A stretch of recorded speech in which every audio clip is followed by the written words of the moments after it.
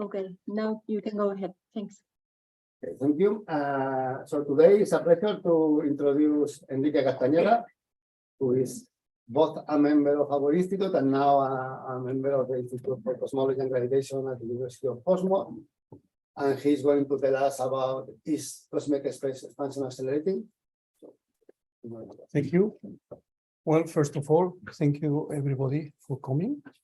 It's a pleasure to inaugurate the season.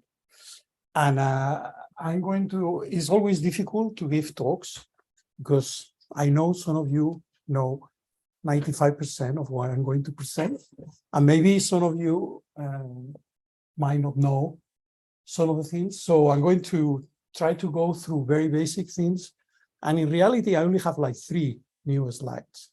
The rest is the things that I imagine you have already seen. So I'm going to go quickly through that. And then if I manage to do it quickly, maybe you can ask me later. Okay, so first I'm going to describe how usually we describe cosmic expansion. What is the standard way we have been doing this for the last 100 years, roughly. And then I'm going to present an alternative description, which probably you have never heard about, is what is new. So this is just one slide. And then I'm going to compare, I'm going to show you a comparison with actual data using both ways to describe cosmic acceleration. And finally, I have one slide with why this is relevant, why this might be interesting. Okay, so, oh no. Why does it work? Okay.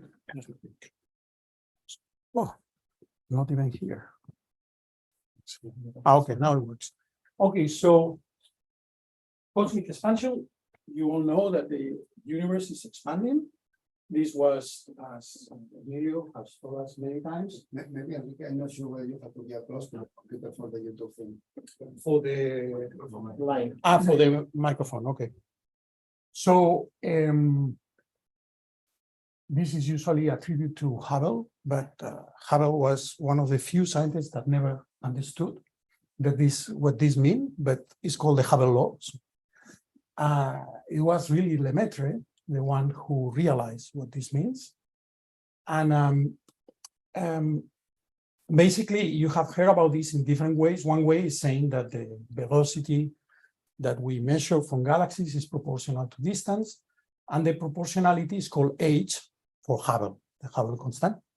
And in physical units, I will mention this in other units later, but this is 17 kilometers per second per megaparsec. 70 kilometers per second is a lot. Remember that to escape Earth, we only need 11 kilometers per second.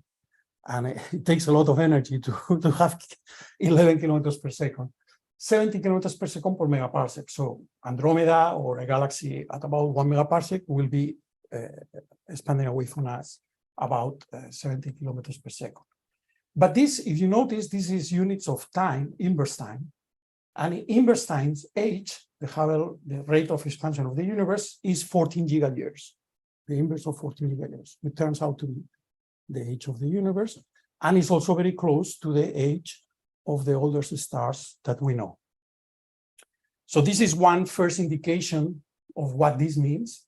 And there is another one I will mention in a minute. How we measure this. Well, as you know, one of the key ingredients is the measuring spectra of galaxies. And with the spectra, we have the physical lines that we measure in the lab, and we see them redshifted by something that is similar to the Doppler effect, by which they give us tickets for speeding, right? So basically, this is an adimensional quantity that is the shift in wavelength.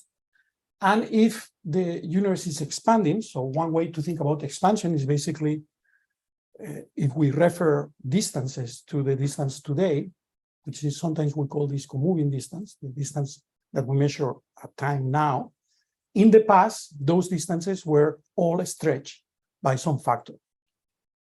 And this means that the wavelengths that we see from those faraway distances are also stretched, in this case contracted by that factor. a dimensional factor. And that's how we measure what I'm going to call d dot. You can think about this as a velocity, but it's basically how much distances are changing in the universe as a function of some proper time that we use here from Earth. Okay, so this is one of the components. So basically we measure redshift, and redshift gives you the velocity in the formula I showed before. And the other component is the distance. And basically I'm going to focus in two ways to measure distances. There are several ways to do it.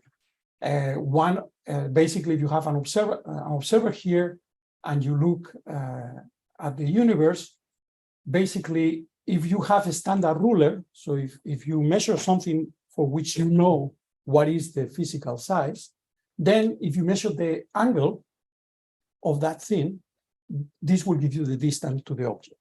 This is called the standard ruler method. And there is another one, which you probably have heard also, which is the standard candle, which is if you know how much luminosity a candle gives you, then you just measure the flux, and the ratio of the two gives you the distance squared. So this is two. I'm going to show you data for that. So basically, as you know, we can use, say, supernova, the standardize the luminosity of the supernova. We measure the flux, we get the distance. And we do the same with rulers. For example, you might have heard, have seen this picture before. This is the cosmic microwave background 10 years ago. I think the latest result were published yesterday, but this was like the original results in 2013. And if you notice here, there is a characteristic scale, which is this granularity that you see here. And when you do a power spectrum or a multiple harmonic decomposition of this image, you get the power spectrum and you get a characteristic scale, which is something that we know from first principles from physics, what a scale this is in physical units. And here we measure it in angle. And then, as I said before, if you know the physical unit and you know the angle, then you know the distance to that source. That's how we measure distances. With galaxy surveys, it's a bit more complicated, but we can also do it. Basically, these same baryon acoustic oscillations. Baryon acoustic oscillations are perturbations that happen in the early universe when perturbations enter and during matter radiation, and they produce oscillations the same way when you throw a stone in a pond, right? So we can also see this baryon acoustic oscillation in cosmic maps, and this is what a lot of you are working on here in our group in cosmology. Basically, here is more difficult to find this, so we have to do it statistically, the same way as the previous plot. This is the 2-point correlation function, and here you see a peak. This peak is measured in physical, observed quantities, which is redshift and angle. And then if you know the physical units, you can convert these angles and redshift into distances to where these galaxies are. Okay, very well. So the equations for this is how we describe cosmic expansion, and you don't need to know general relativity to do that. This is very simple. If you have a homogeneous anisotropic expansion, it has these characteristics that the distance, for example, now, which we call the comoving distance, scale with a factor, all of them at the same time. So you can imagine, for example, a balloon, and we live in the surface of the balloon. If you blow the balloon, all the distances in the balloon increase at the same time by the same amount, which is scale factor. We usually use this as a dimensional factor, and it's a function of time. Now, what function of time this is exactly the key that we want to measure. And this will tell us how the universe is expanding. Basically, that's what cosmology is all about in terms of homogeneous cosmology. And basically, because the comoving distance, this distance is a reference distance that scales, we take this reference as the distance today, the distance that we see around us, okay? So you see, this is fixed, this is constant in an expansion. The physical distance is just that image scale by the blowing of the balloon. And so if you take a derivative of this distance, which is the distance between any physical object, then that derivative, because this is constant, it will be proportional to A. So I can divide, I can remove psi from here, and this adimensional ratio, A dot over A, gives you H, which is what I introduced before, is the rate of expansion. As you can see, it has dimensions of t to the minus 1. So it basically tells you this scale factor, how much it changes as a function of time, right? So A will be the real quantity, if you want, and H will be the derivative of this quantity. And that's how you get the Hubble law. Basically, that's the Hubble law. And this is exactly the same thing that you do if you do it more formally with general relativity and everything nice, but that relation is perfectly okay. Then we have, remember, the redshift. It turns out that the redshift, if you use this equation, gives you the scale factor. So if you measure the redshift of an object, you know what is the scale factor when the light was emitted from that object. And as I mentioned before, this is also related to this derivative. So basically, d dot relates to redshift, and then distance, as I mentioned before, you can measure in different ways, and the ratio of these two gives you the Hubble, the Hubble rate, which is also a function of redshift. Okay. Now, if you do physics, you can do it very simply with this, what we call Newtonian cosmology, just energy conservation, or you can do it more fancy, solving Einstein's equations, and both things give exactly the same. And basically, what this gives you, if you equate the kinetical energy of the expansion to the potential energy of the matter that is inside. So here you have a galaxy, you have some matter inside, and if that galaxy is expanding with the expansion of the universe, then if you equate the kinetical and the potential energy, this gives you an equation. Now this is physics, it's a physical equation for H. So before we were just describing how the universe is expanding, now we have an equation that tells us why it's expanding, what is the physical mechanism. And the physical mechanism for the expansion is the density of the universe. So if the density is 0, there will be no expansion. And if there is some density in the universe, this creates the expansion, okay?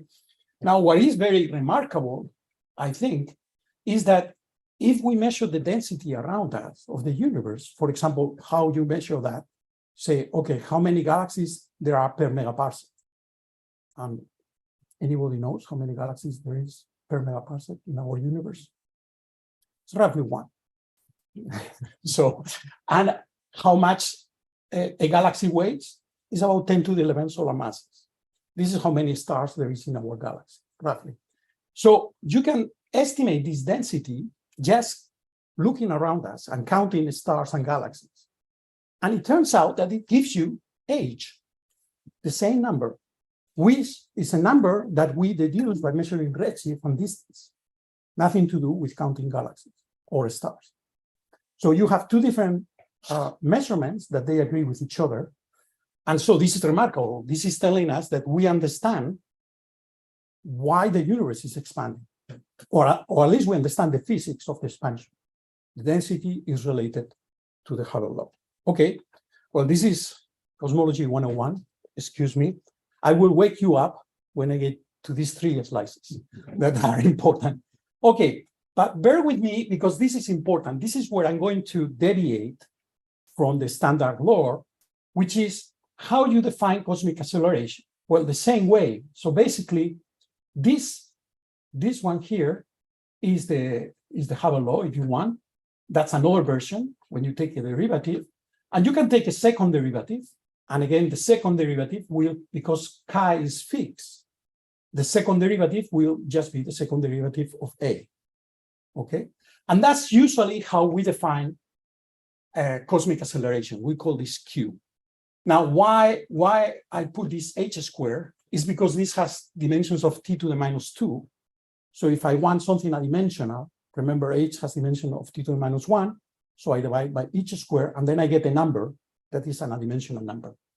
And sure enough, if you put this equation, which I insist, this equation came from energy conservation, but is the solution to Einstein field equations of general relativity, is exactly the same. Then you just put this, take a derivative, and you get that Q is minus 1/2. Amazing. Just one number. And it's the same number for all evolution. In this particular assumption, I have assumed that the density of the universe is only made of matter that is pressureless, and therefore it scales with the volume. If the universe is expanding, the density decreases with the a to the minus 3. Okay. In that assumption, then Q is minus 1/2. Now, why minus 1/2? And this is just because we will see it in a second, but the reason is it has to do with the fact that gravity is always attractive. Therefore, gravity will always produce deceleration, not acceleration.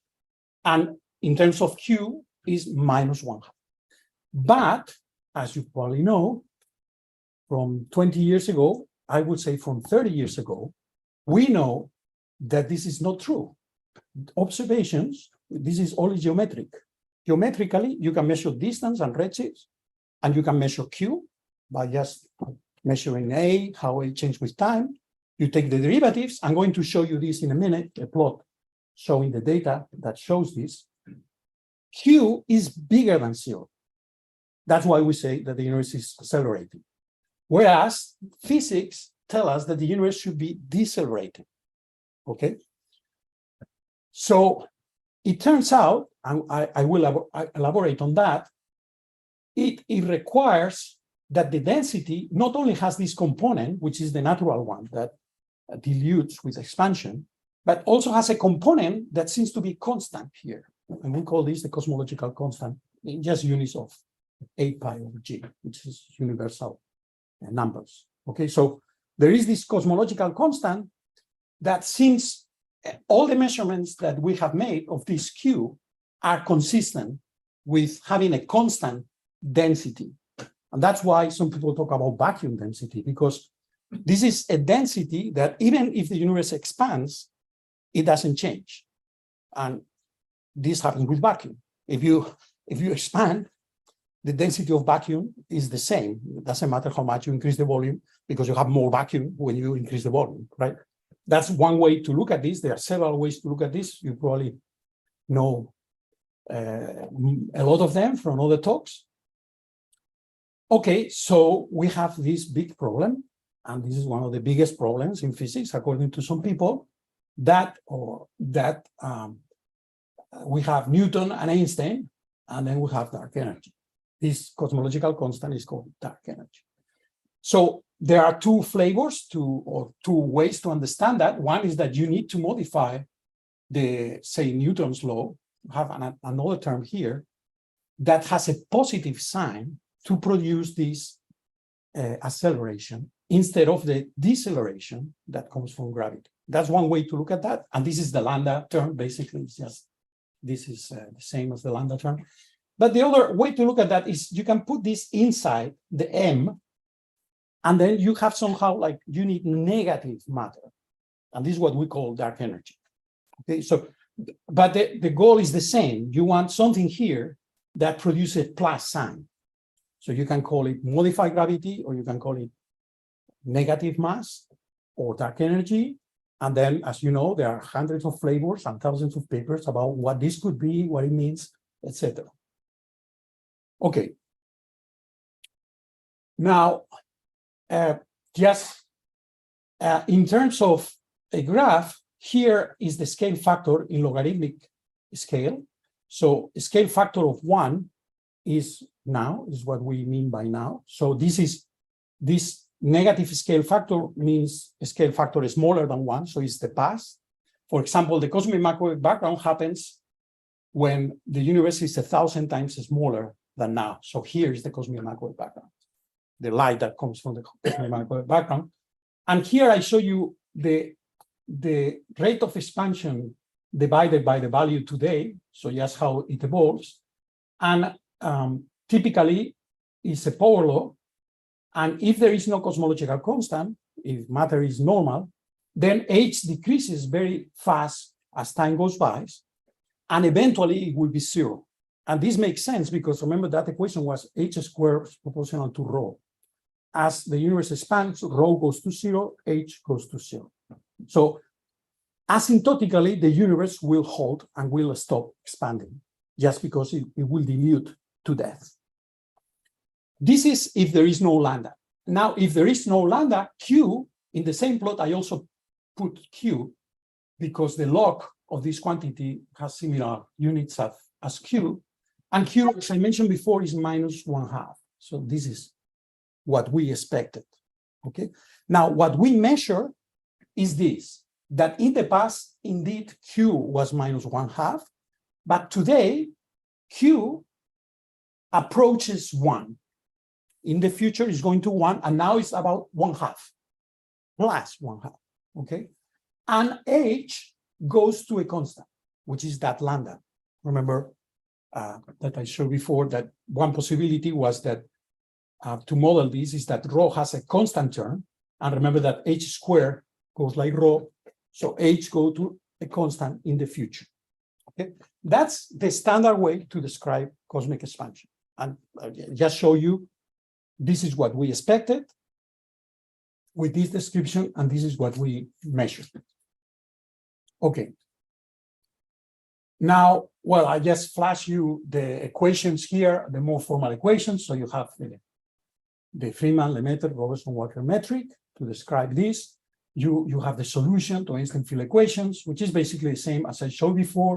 And then you need this lambda term that you have to add here. And then Q has the -1/2 here, but then it also has this lambda term there. And that's how we measure this. This is just a bit more jargon, so forget. You don't need that. This is for those in the audience that want to connect what I just said with equations we usually see, and this is the same plot I showed before. Now, then how we connect this with observations? Well, I mean, a bit more technically, for example, if we look at the distance between two galaxies, you can decompose this distance in transverse and parallel to the line of sight. And it turns out that the transverse distance relates to the integral of 1 over the Hubble rate, whereas the parallel is just proportional to the Hubble law, to the inverse of the Hubble law. And I just mentioned this because it's much cooler to have radial rulers than transverse rulers, because basically to measure the acceleration, here you need to take 2 derivatives, and here you only need to take 1 derivative. And it's always cleaner to do just one derivative from data. And I will show you this in a minute. And okay, so this is, so here I finished my introduction, if you want. This is the state of the art.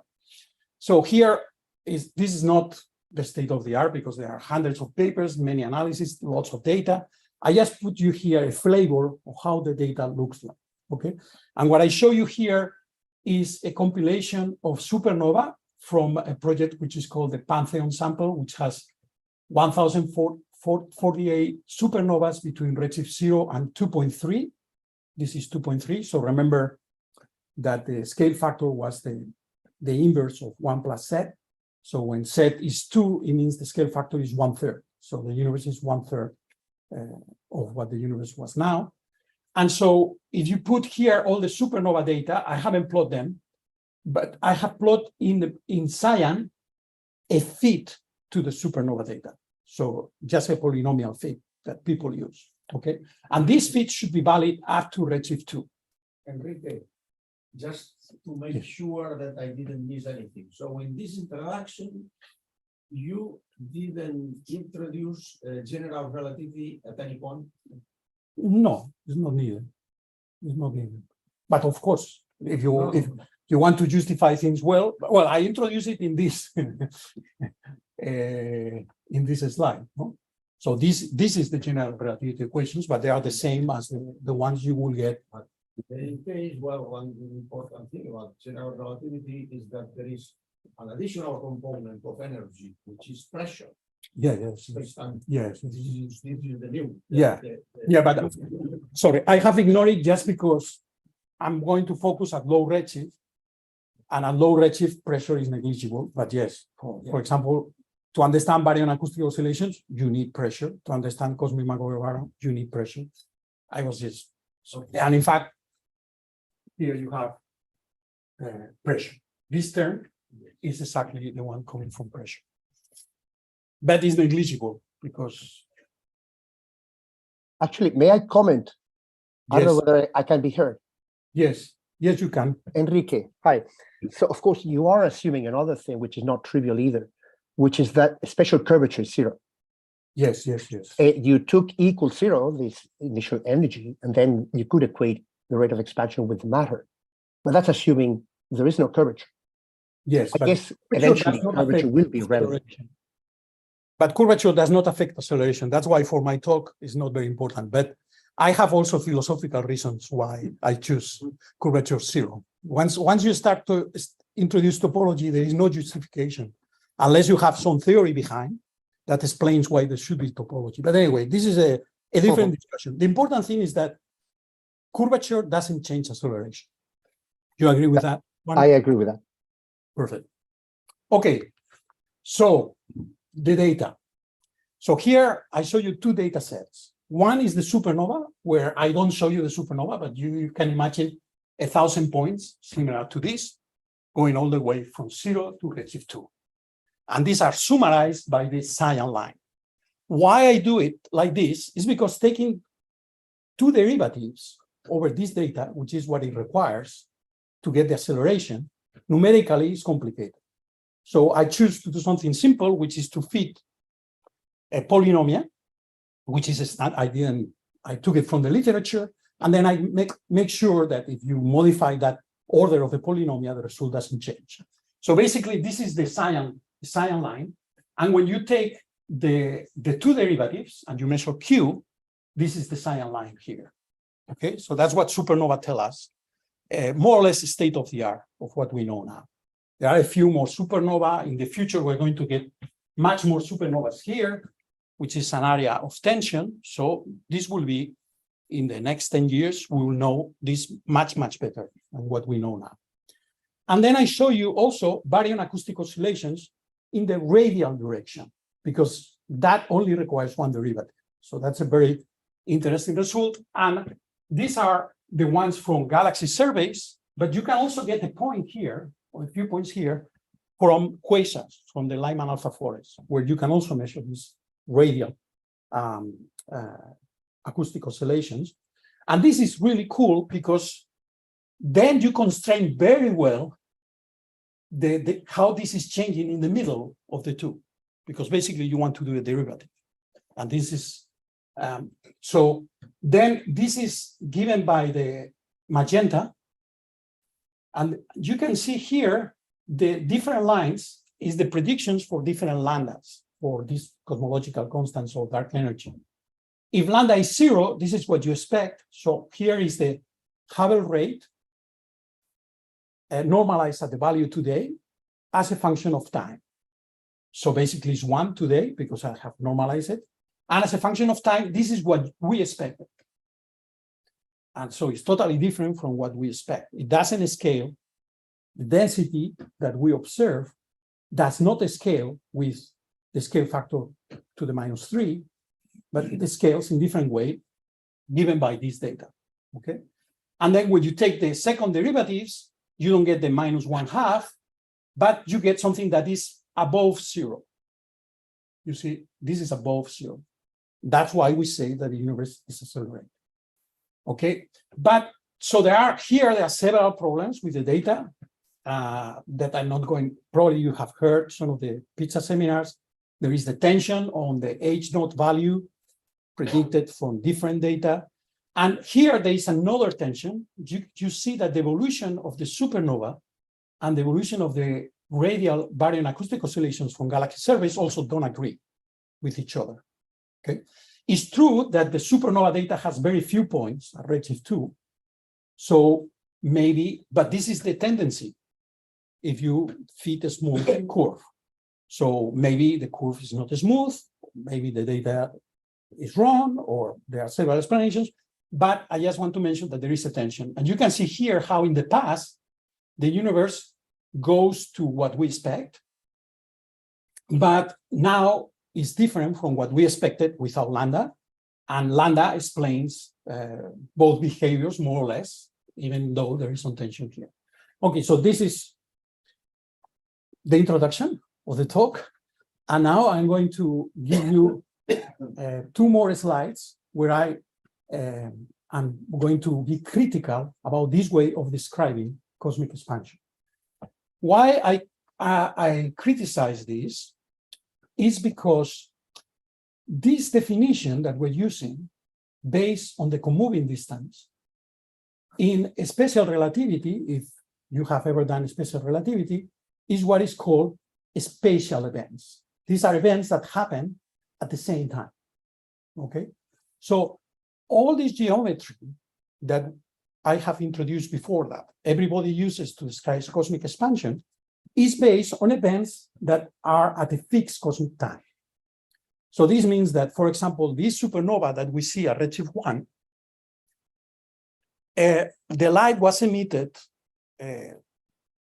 millions, billions of years ago, billions.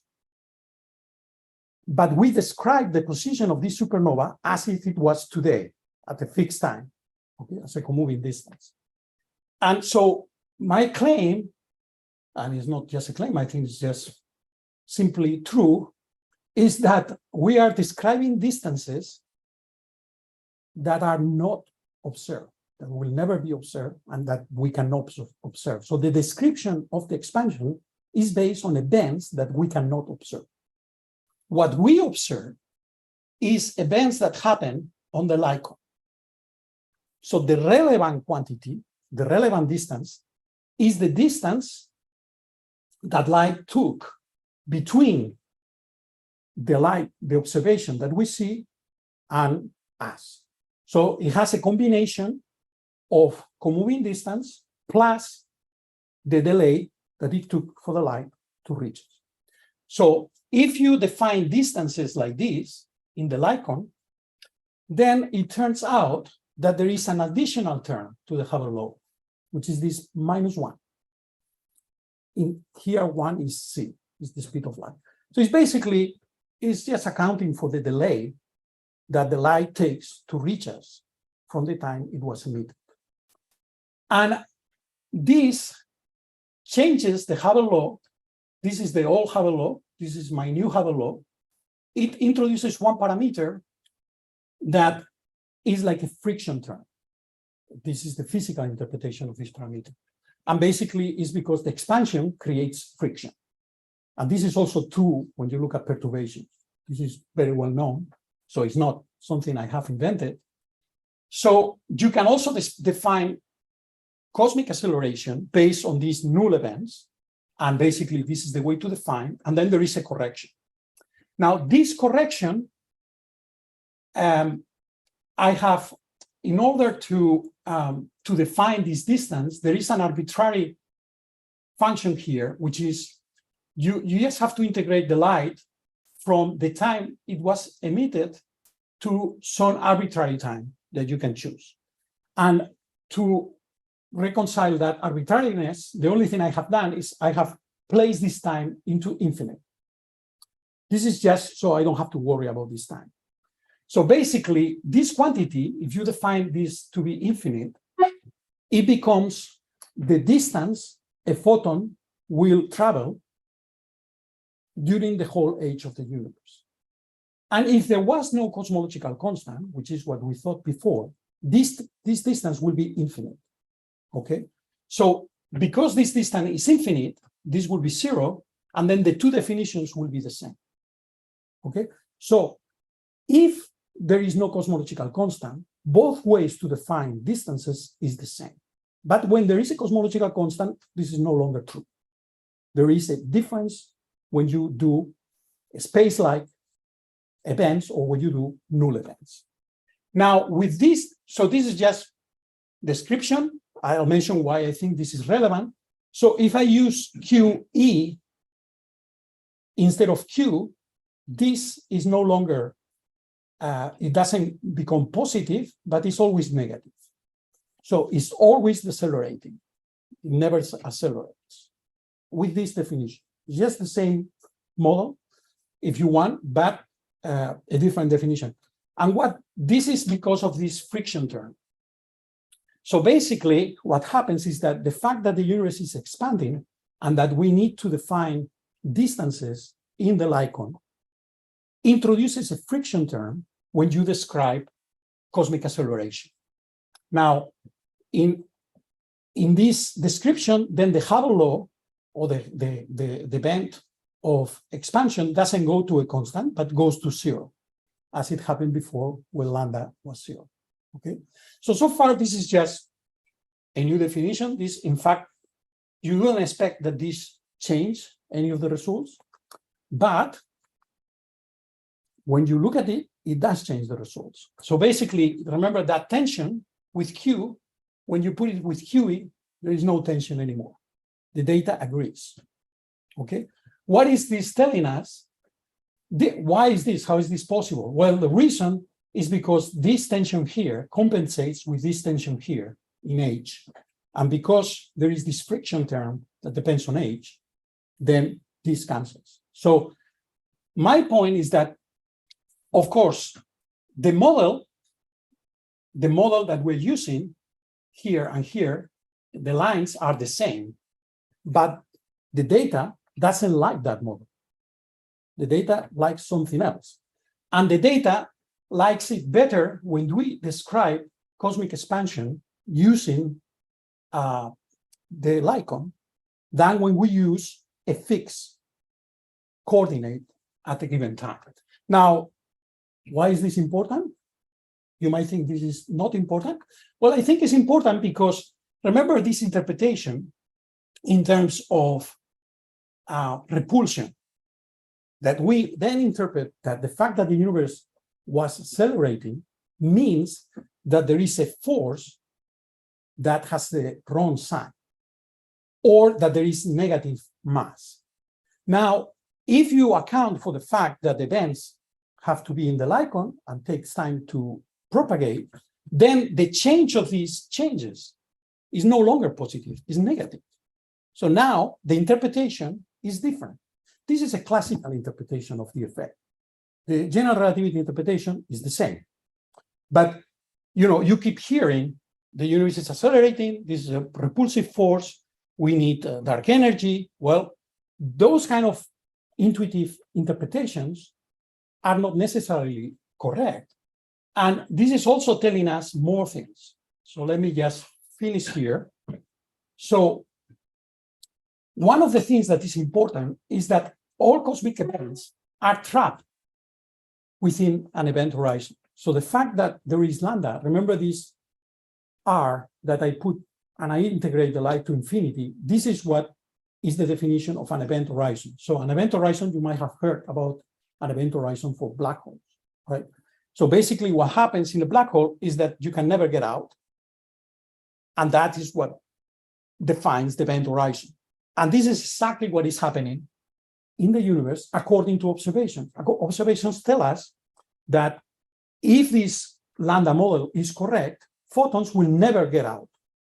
It will be trapped within this distance, which is just 3 over lambda square root. Okay? So we are trapped inside an event horizon. And this is what causes the friction that creates what we call cosmic acceleration, but I think it's not acceleration, but deceleration. This is one of the consequences. The other consequence, as I said, is that the Newton's law corresponding to this lambda does not have the positive sign, but it has a negative sign because the friction term always dominates. So then the classical interpretation of dark energy or the cosmological constant is not repulsion, but is attraction. And what happens is that all the events freeze out. That's why there is an event horizon. Then on top of that, as you might have heard from the last few years in my other seminars, on top of that, speculate that because events are trapped within this event horizon that we measure, this is measurement, there is no reason to believe that outside that event horizon, the universe is going to continue to be exactly the same as inside. And I think as good an explanation is that there is nothing outside, or that the density outside is much smaller than the density inside. And if you make that assumption, then this is a black hole. We are inside the black hole. But you have to make that assumption. Then it opens a way to a new interpretation of how cosmic expansion starts. Because if you are inside a black hole, and you know that we believe that black holes are created by accretion, maybe this is how our universe started, by accretion that then became an expansion by a bounce. So this is just, if you want, speculation. So up to here, this is my talk. And then from here on, these are some speculations that I made. And then another one interesting is that if you make that assumption, then the mass that is within this event horizon exactly gives you lambda. Because basically the event horizon in a black hole is the mass that is inside that black hole. So then we have an interpretation of what that lambda is. So that lambda is just a friction term that appears because there is a finite mass to our universe. And so we don't need modified gravity, dark energy. It's just another way to understand the expansion and this cosmological constant. And I think I stop here and get your questions. Thanks.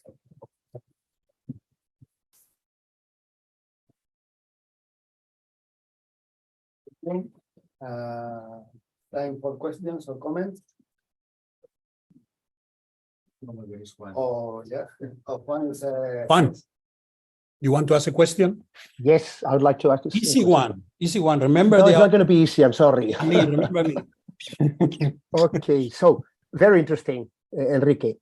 Now, with respect to this friction, I have several questions. So first, given the expression, it looks like this friction will die away in time. No, it's being diluted by the fact that you have 1 over the scale factor. So somehow, eventually, that friction is no longer there. That's my first question. Let me check. I didn't notice. You have this 1 minus 1 over HR. Yep. Yeah, so as the universe expands, R goes to a constant, and then H with that H, sorry, do you see the screen?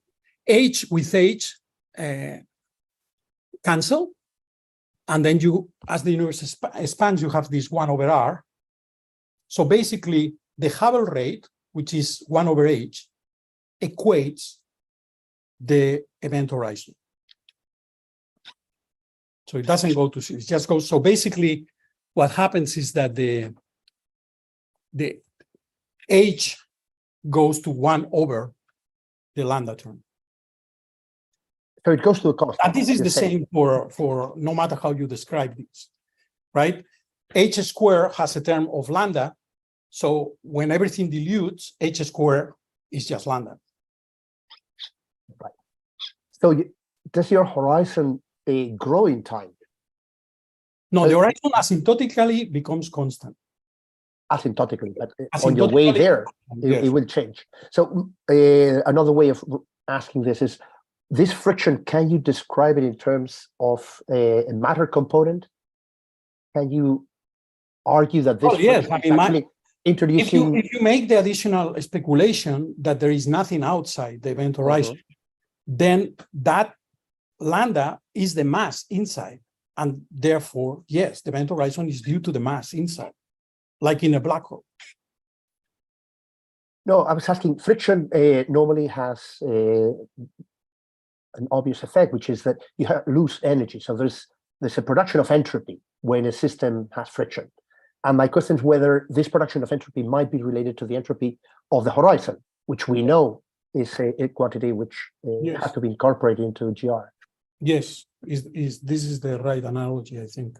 Okay, because within this scenario that I put forward called GREA, general relativistic entropic acceleration, the horizon is responsible for this acceleration through precisely this entropy production. As you move towards the event horizon, this is introducing an extra term, which is very similar to the one you're describing here. Yeah.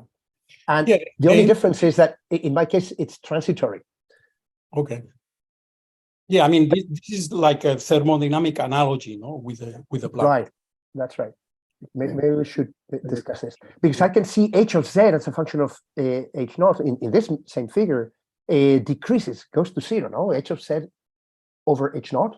It's the blue line goes to Yeah. zero, right? Is that correct? Well, this is the So you h of end up with Minkowski. yes, the h of e, not the h of z. There is a typo here in the. I understand, but your h of e eventually goes to zero.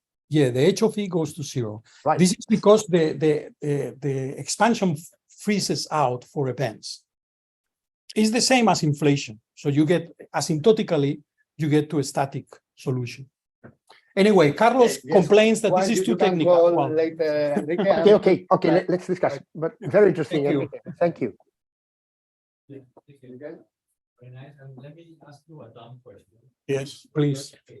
So if you assume that our universe is within a black hole, now I want to ask you, we know that in our universe, we have this supermassive black hole. That means that in this supermassive black hole, into the ninth, Yes. there could be their own universe. Yes.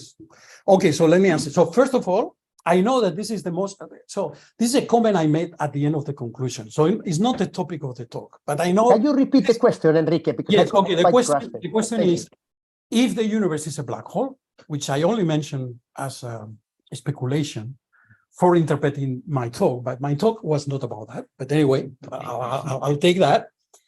I know, because I always get questions about that, and we diverge from the main topic. But anyway, the question Josep Miquel is asking is, then do other black holes in the universe also have universes inside? And this is a very good question.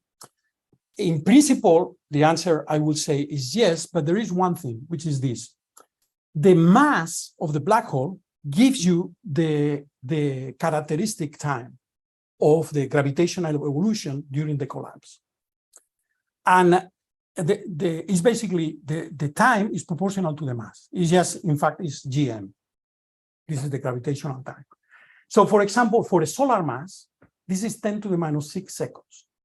So a solar mass black hole, all the dynamics that happens inside happens in 10 to the minus 6 seconds.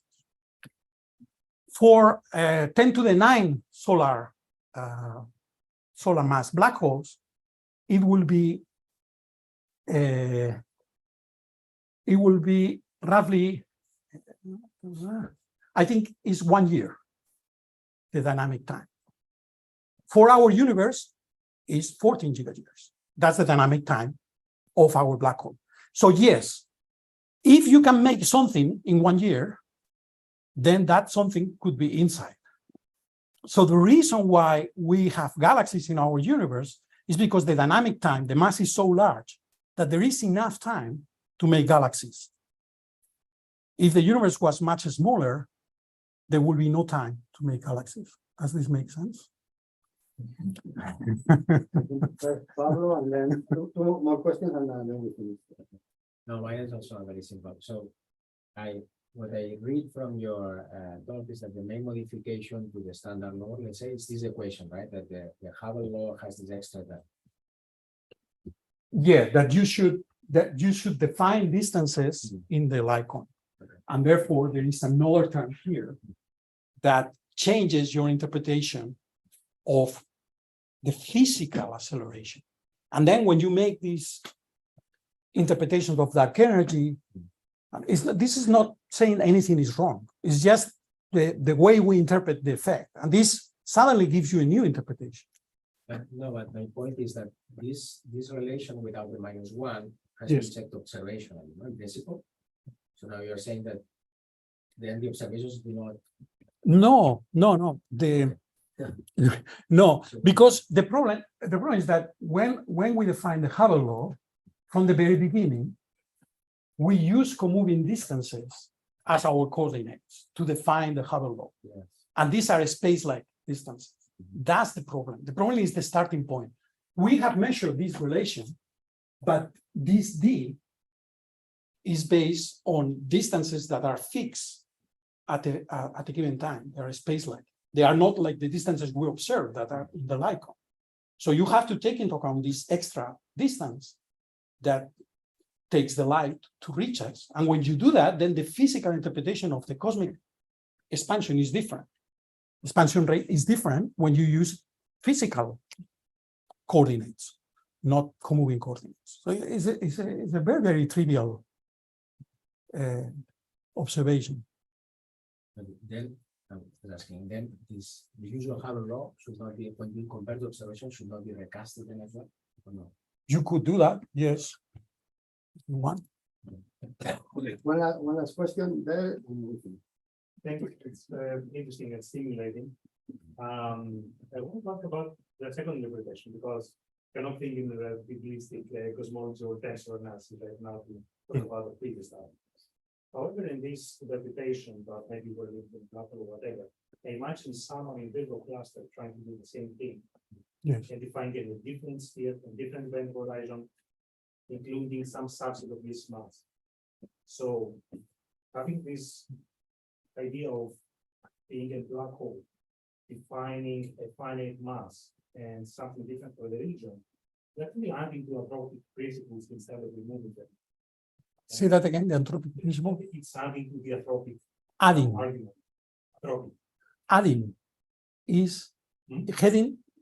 I understood Adding, anthropic. yes. Adding. Being another thing in the appropriate thing that we are living in a referential place in the universe. Well, So analysis should be able to be done in Okay, so let me say, so first, because the first part of your question prompt me an answer. So, and the second is a different one. So okay, let me just say something I forgot to mention that is related to your question. This friction term corresponds exactly to a Hooke term. Maybe you have heard this before, even from me, that I was talking about the Hooke law. But usually the Hooke term that is in the literature has the wrong sign. This one, this friction term corresponds just to a rubber universe. Now, what is this rubber? What is the physical interpretation? It's just the event horizon. What is just that you cannot escape from an object that has a mass and a size given by a black hole, by this event horizon. So basically, this rubber is the one that prevents you from going out. No? Now, regarding my understanding of your question for the anthropic argument, right? So, well, first of all, someone in Andromeda will see exactly the same according to this. So because precisely the Hubble law tells you that it's homogeneous and isotropic. So this is our starting point. This part is the same, it doesn't change. The anthropic argument that you were mentioning is that we are in a special place because we are inside the black hole and not outside, for example, right? Or not exactly. okay. I can go to half the distance to this region. Yes. Do the same analysis. Yes. Find another black hole. Yes. The same limits because it's unique. So it's like overlapping black holes.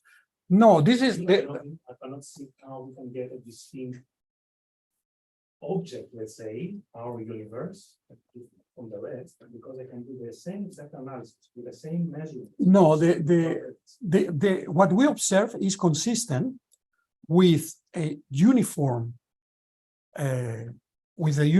universe around us and around all the other points.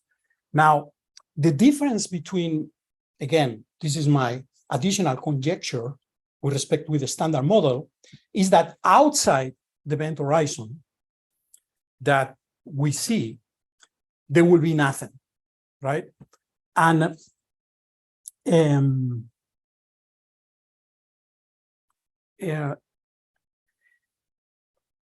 yes, so there is only one black hole, right, where we live, and anywhere, any observer inside that black hole sees the same. This might seem counterintuitive to you, because you might think that someone that is closer to the boundary maybe will see something of the boundary. But when you get closer to the boundary, so basically This is expanding. No. I know. We can understand this part. Okay. We can continue the discussion. Okay. Yeah, I think maybe we can continue discussion on the pizza because we're going to get cold. So let's thank Enrique again for the seminar.